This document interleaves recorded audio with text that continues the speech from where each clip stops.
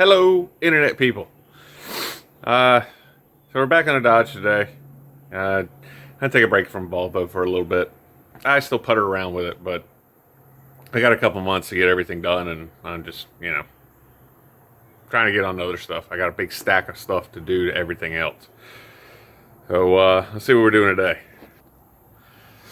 Well, we got Dodge up, on stands, wheels off. And it's time to do some front end stuff that I've just kind of been neglecting. I've rebuilt the primary components on this several times. Well, not several times, but done it a couple of times. So we're going to do basic maintenance. Pump some grease into the ball joints. Is there, I don't know, you can't see that one down there, but it's fairly new. If I can focus, use the camera. There we go, fairly new. But grease everything up, change the oil in it. Primarily though, I haven't put shocks on it in a long time, so I'm just going to change shocks. And I've been massively avoiding control arms. They need bushings. This is a 01, so it needs bushings at this point. I bought control arm assemblies because that does make things a little bit quicker usually. And I also got new caster bolts so that I can put everything in. One of the big things you got to remember to do, and I've still got to clean these, is find the mark on your caster cam and find where it lines up with your indicator, and lay a couple of marks down so that you on the indicator side, so that you know where you're going, and that way when you line up your new bolts, or even if you end up reusing your old bolt, you can get it into a reasonably close place. I'm going to do top arm first, bottom arm last, and I'm probably going to take the shocks out before I do either of those. These shocks are weird. I know there's a special tool. Damn it, I cannot work the camera today. There's a special tool so that you can do what you got to do, because they generally don't put a nut here for you to hold on to. In the past at the shops, we've just snapped them off. I think what I'm going to try to do is take it off without doing that, but if I have to, I'll just snap it off or break out the death wheel and cut it off. Looking like it might be time to order some springs. These are getting a bit rusty. If I do springs, I guess I'll go ahead and eliminate these shock tower plates. I don't particularly like them anyway, and it'd be nice to just have the flat up there. But everything's well rusted for a truck that's lived near saltwater its whole life. So yeah, we'll quit babbling and we'll go ahead and get working. And we're back. Earlier when I said I broke off those ends, I must have been thinking either the two-wheel drive trucks or the vans. We had a lot more two-wheel drive trucks and a lot more vans. My bad. You do got to take the upper shock mount bracket thing off. I had forgotten, until I started working on it, I had forgotten how much of a clusterfuck this design is. Just the placement of some of the pieces was... You could tell this thing was designed in CAD. That, it fits in the computer says it fits. You've never had to work past an engineer that has no practical experience. More power to you. For those of you that have worked past an engineer with no practical experience, you understand what I'm talking about. So, long story short, moral is go ahead and buy the eliminator plates and the new appropriate length shock, because with the eliminator plates you will lose a substantial amount of length on the shock. Well worth the money, and go from there. Outside of that, I guess it's time to carry on. Oh, also, hold on a sec. So I went with Gabriel shocks just because I'm not super happy about this bushing. I should have kept the other bushing. I had KYBs on the front, and they had a nicer bushing. It had a raised conical piece to keep it centered in this shock tower when it all went together. These just have the little, barely any raised stand to it, and you can press them. They work. It's fine. And also, I am changing out what are technically good shocks. Compress. You watch it extend. Well, probably can't see it. You gotta take my word for it. It still compresses and extends the way it should. Ooh, sorry, that was probably loud.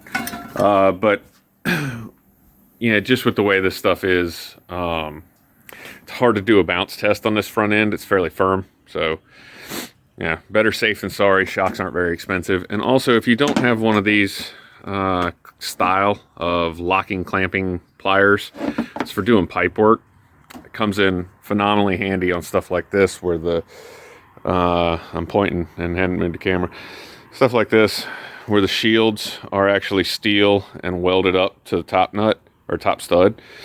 You can grab a hold of the shield and hold that to help spin everything off. They work great. They're awesome.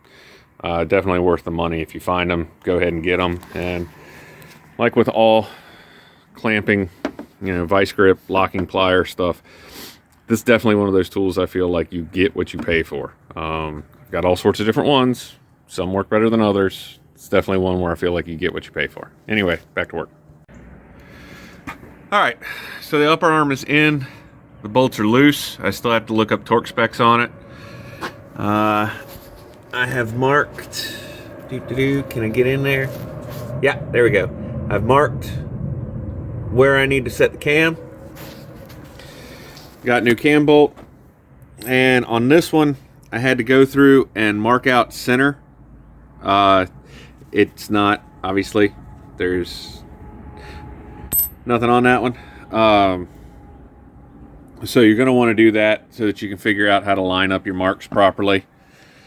And yeah, focus, anything. This is what I got there. I don't know, I've seen worse, I've seen better, but I figure at this point the truck's sticking around, so you got to take care of it. Let's get this bottom one knocked out, or at least attempt to, and we'll see what happens from there. Well, when you're working on old stuff, there's always at least one. I mean, if you don't have to torch out, cut off, grind out a bolt, are you really working on anything that's more than about 2 years old? I mean, honestly. But it's one of those problems with cam bolt, or, well, cam and camber bolts. But any of these cammed style bolts, they got that flat built into them. So, when they rotate, the eccentric accentrates. I think that's a word. But they tend to fill up and rust in place and stuff like that. So yeah, I figured that one was going to be the one. Probably going to be the same way on the other side. Now, something I do in a lot of these that they may not talk about in a lot of service manuals, and there's probably a million schools of thought, and the internet's going to tell me I'm dumb and don't need to do it. I always use anti-seize in them. Any non-greasable pivot point, within reason. There are some times where it's a bad idea, but things like this, I don't know. I've never seen any problems with it. I've done it on countless number of big trucks, little trucks, just different things. It always seems to work out, and it makes the bolts come out a little bit easier down the road. I mean, eventually the stuff, if it sees a lot of road water and things like that, it's going to wash out to some extent. But a little bit of anti-seize in your non-greasable pins goes a long way, in my personal opinion. You do you. And I think it's about time for a break. I think I'm gonna get the other new arm on this side, go look up torque specs, and start seeing how far I can get on the other side. All right, so I dug out the trusty factory service manual. Let's see if I can get a good clear picture. There you go, all the torque specs. Looks like both nuts on the lower suspension arm are 140 foot-pounds, and both nuts on the upper arm are 120 pounds. So that's not too bad. It's easy enough to do. And remember, when you're torquing these, any suspension, you really want the suspension weighted. So when you set up your jack stands, or however you're going to do it, make sure that it's holding by the suspension load and not necessarily by the frame. I'm just showing you my wheel spacer, because you do want the suspension to be under some compression and not just free floating and falling down. So I'm gonna get that done and come back in a few. All right, and we're done. At least for the most part. I still got to change the oil and finish greasing the front end. I haven't greased the driver's side yet. Pretty much same as before. This one I did not have to cut the cam bolt out, which was nice. The eccentric bolt was a little feisty, and I did have to break out my 3/4. I don't know. It's not a breaker bar. It's a snap-on 3/4 ratchet that's like 3.5 feet long. It worked. It got everything freed up enough that with a little more gentle persuasion, it fell out. So, like I say, everything's back together. Eccentrics in, lined up with the mark I left. It's close enough for starter. I will double check it and make sure everything's okay. New shocks, new control arms and bushings. That's really what I was going after, was the bushings. It was just time saving to go ahead and do the whole assembly. Like I say, I still gotta do some grease. I think springs, front and rear. As I know, my spring shackles are looking a little rough. I'm sure those bushings are, not long for this world either. Only thing I did have, and you can't see it now, but you notice that's where's my finger? My pointer. Okay, you notice that bolt's bright, shiny, new, fancy? Yeah, when that snapped off, so that had to be drilled and tapped. Other than that, it all went pretty smooth. So remember, upper bolts torque to 120 foot-pounds, lower bolts torque to 140 foot-pounds. Wheel studs on these, according to the FSM, they go anywhere between 135 and 145, so I generally torque mine to a whole 140 just for GP. Put new hardware up on that, cleaned them up, anti-seized them. Probably should have painted the towers, but just wasn't in the mood for it. So, camera switch again. Got the boy helping clean up. And yeah, everybody get out, do something fun, enjoy your day. So, bye.